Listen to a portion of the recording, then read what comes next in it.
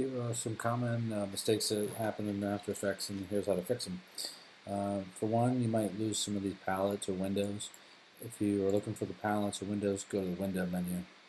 The ones that we're going to need most often um, are your preview window, tools, composition, project, and timeline, and it will identify which timeline you're looking at. So since I have two compositions open, I have two different timelines I can look at. In other words, I have that composition, IMG2 and Drake 1. So that's how you refine them. Sometimes you'll be working on a project like this and you have lots of layers now, and you accidentally double click on a layer.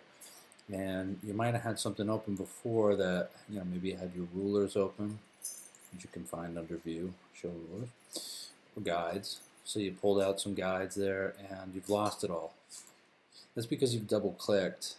So you can actually do specific things to specific layers, like paint on them or erase them and that sort of thing. And you do that via double clicking on the layer and opening it up.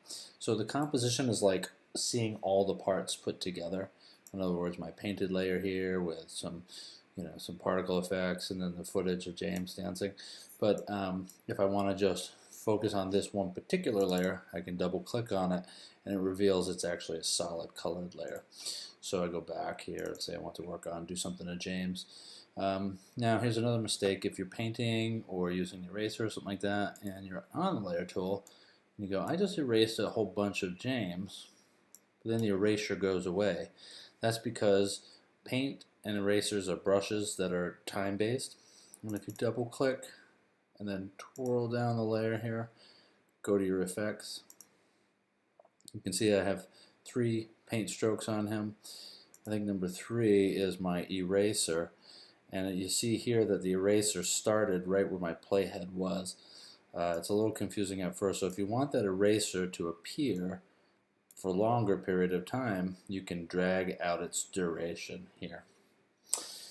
Last thing that's a common mistake is you're over there managing your files, say, and let's go over to, let's rename James.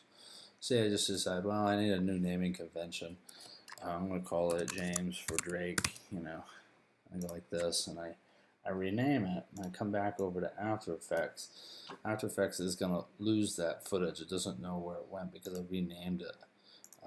So anything that you make in here, all of a sudden, look at what happens. It says it's looking for it in that folder, and it says James could not be found. And then I go like that, and I said okay, and then all of a sudden some of the footage does this.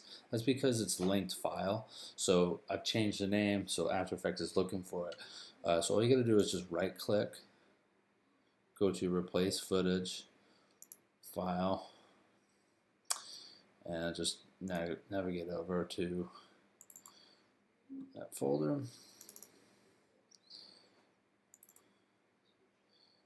And it is JPEG sequence. Hit OK, open. And one previously missing item has been found. So it's smart enough to figure out, oh, okay, that's where everything was. And I go back to my composition, and everything should be back to normal. So don't change file names or folder names without knowing what to do.